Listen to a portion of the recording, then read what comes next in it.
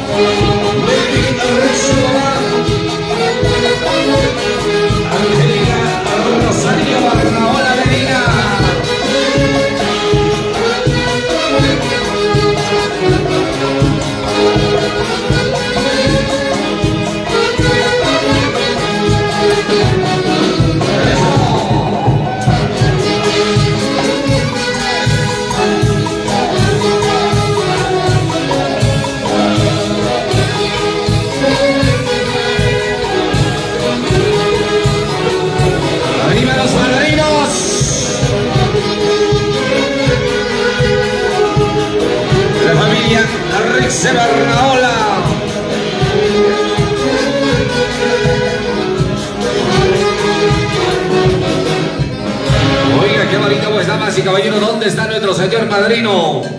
¿Dónde está Melvin Arrexio Guamán? Ah, ahí está el señor padrino. ¿Dónde está nuestra madrina? Angélica Rosario Barnaola Medina. ¿Dónde está la madrina? A ver, 3-1 por los señores padrinos. ¡Jijín! ¡Jijín! ¡Jijín! Arriba los ánimos, damas y caballeros, seguimos bailando y gozando.